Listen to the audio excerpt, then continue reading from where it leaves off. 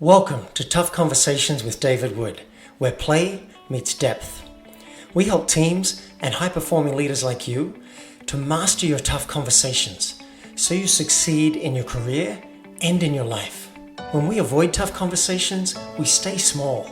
Teams stay disengaged, conflicted, and ultimately end up quitting. When we lean in and master our tough conversations, they become the defining moments that literally shape our careers, our relationships, and our lives. So let's dive in and master your next tough conversation so you can be the leader that you would follow. Let's play. I love this iTunes review from Sensitive Soul. I want to read it to you guys. I'm excited to have the opportunity to listen to such tough conversations and witness the breakthrough moments that honor both people in the conversation. There is definitely an art to speaking from the heart and being open enough to listen from the heart as well. Where do I find this worksheet that is spoken of? Well, Sensitive Soul, you can find that at playforreal.life/blueprint. So thanks for this review. If you like this episode and you're inspired to leave a review so that we can climb in the ranks and reach more people, there'll be a link at the end of the show to do that. And perhaps I'll read it out on a future episode. And now, on with the show. What do I think is most important in my life? What are the practices I want to do? I want to dance more, just spontaneously for a minute. I want to apologize to somebody. I want to tell someone I love them. Welcome. I'm so excited for this episode. I'm so motivated. I'm actually getting sick. I'm feeling sicker by the minute, but I'm like, I have to get this out while it feels hot. I've been wanting to gamify things for a long time. I have a brand called Play for Real. I believe life is the ultimate game. And if we can gamify it and recognize the good moves that we make, recognize the moves that didn't work, and even reward ourselves for playing well, I think it's more fun. And people say you get what you measure. So if we measure the good practices in our life and track those, then I believe we'll do more of them. And if we lose points for the negative practices that don't support us, it increases awareness. I think we'll do them less and our life will get better. So I got so excited today. I was going to write my own app to do this, but I went researching and I found an app that already does it. You can set up all your good practices, your negative practices. You can set up your daily practices so you get penalized if you don't do one on a particular day. And you can also add your to-do list to the app and you get points when you check off the to-do list. And then there's rewards. You get to reward yourself. You can either buy something in the app, this is like a hat for your avatar or something, or a real life reward. Like for me, I want a PlayStation 4 and a virtual reality kit to go with it. So that's going to take a lot of points. I'm going to need to do a lot of good practices to earn that. So let's jump in. I'm going to use my life as an example, and I'm going to be really transparent. I haven't edited anything in here. I'm going to show you all the practices that I think are good. I'll show you my negative practices that I'd like to do less of, or at least lose points if I do them. And my goal is to motivate you to choose your own values. You can copy some of mine. Maybe it'll trigger some ideas like, oh yeah, I want to do that. But what are your values? The good practices and the bad practices. And then if you like, you can use the same app, which I don't own. I don't get commission, but you can set it up and you can play the game with me, and perhaps we can support each other as a community. So let's dive into it and look at how to gamify your life and work. This is called Habitica, Habitaca. I think it's Habitica, like that. And so far it's free. I haven't paid. I'm sure at some point I'll have to pay for something. But I just spent an hour getting clear on what matters to me. First thing is meditate 20 minutes. And these are the daily practices. I will lose points if I don't do them every day. Meditate 20 minutes, walk with my dog, Bella, set my targets for the next day. I try and pick 2 targets for the next day so I wake up knowing what's important. Microdosing. I've been doing research. There are certain substances, if you take a very small dose, apparently it's good for your health. It can help with depression, maybe anxiety, maybe PTSD. I don't know. And I got a bunch of those things. it's something I'm doing anyway, I want to be rewarded for it. I want points. I want to see like, okay, you did it. Because it's not always easy. And then a green smoothie every day. So those are my daily practices, and I'll probably double or triple those over time as I realize the things I'm already doing or that I want to do. Now, they're smart enough to realize there are some things that you don't want to be penalized if you don't do them. So this is the more extensive section for me. These are habits I'd like to develop, or just good practices that I want to be recognized for or recognize myself for. For example, 1 minute of dancing. Put on the music, dance for a minute. I rarely do it, but it's fun. I'm sure it's good for me. But my hope is that knowing that I'll get points for it. And I've got a friend, by the way, who just loves points. She's like, do I get points for that? Yes, you get points for that. Yay! So it's fun. My hope is this will motivate me to do more of the things on this list, like dancing. So I'll go through some of the things I came up with, hoping it'll jog some ideas for you. If I work for 25 minutes on anything, if I work for 25 minutes on direct client outreach, then that's more. I've marked that as hard. It's edgy for me to just like reach out to people and say, where are you at in your life? Do you want support? Or anything, direct like that. So I get more points for that.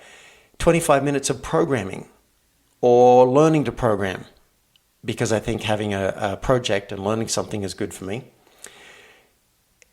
A big part of my work is publishing podcasts. So whenever I publish a full podcast with all the assets that go with it, that's marked as hard because it's a lot of work. So I get points for that. And by the way, if you can see this video, you click the plus sign whenever you do one of these things and you clock up points or mana or health or something like that. And again, we'll talk about rewards later. If I help somebody, if I help a friend, coach a friend for free, or reach out to a friend to check how they're doing, or volunteer for Authentic Relating International and I lead a Zoom call for the prison inmates, then I get points for that because I think that's good for me. It's a good thing to do. Doing the Byron Katie work for 25 minutes, points. Doing the Byron Katie work, which is a way to bust open your limiting beliefs and the beliefs that are causing you pain. If I do it during the night when I'm not sleeping, extra points. I've marked that as hard because I tend to avoid it. I'm kind of groggy, but I think it would be really valuable to do it then. If I receive a therapy or coaching session, points. Watching a feel-good movie.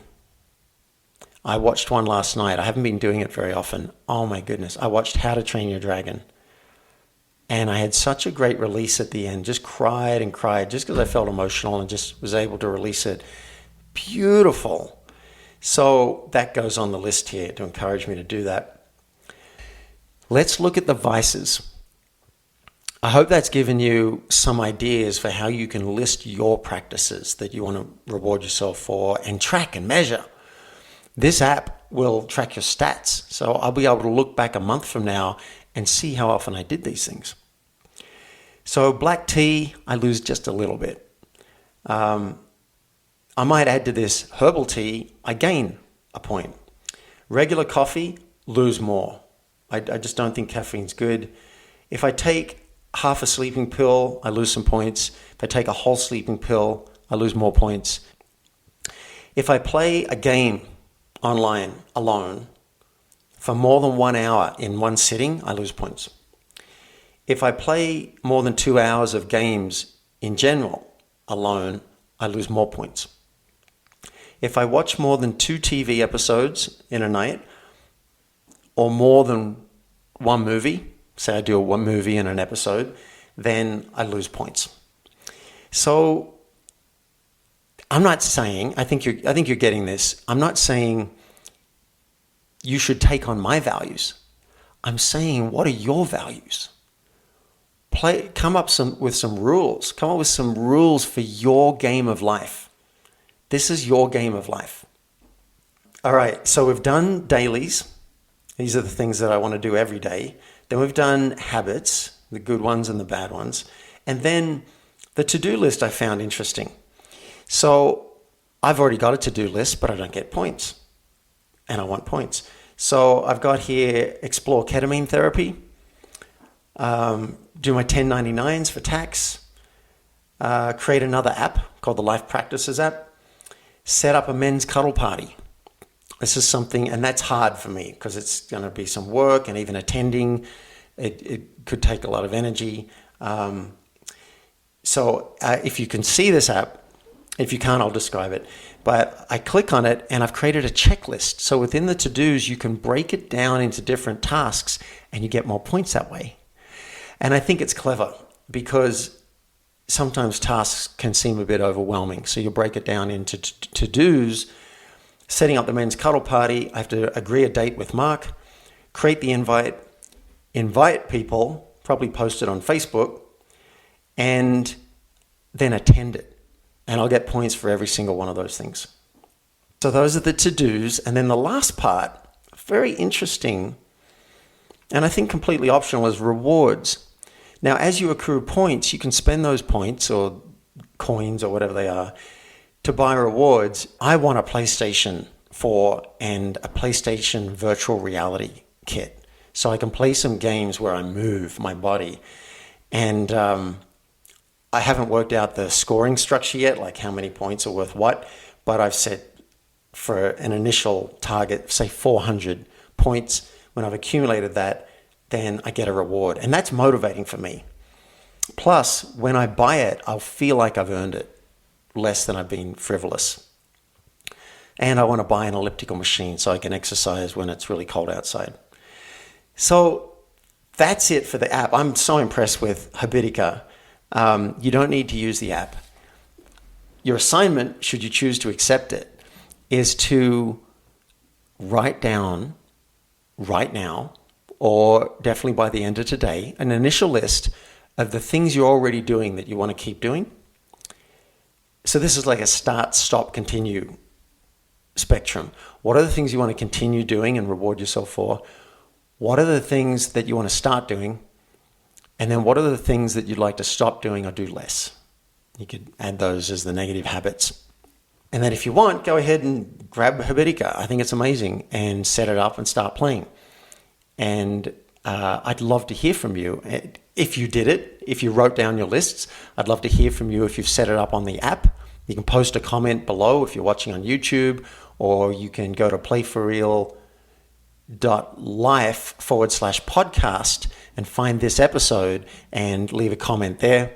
And then if you actually start tracking it and it's motivating you, I want to hear from you, especially. Let's motivate each other to gamify our life.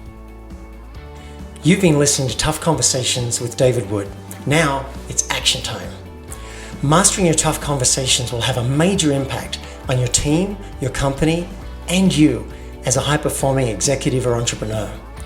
If you're ready, request a discovery session with me at playforreal.life so we can transform your team, your company, and you.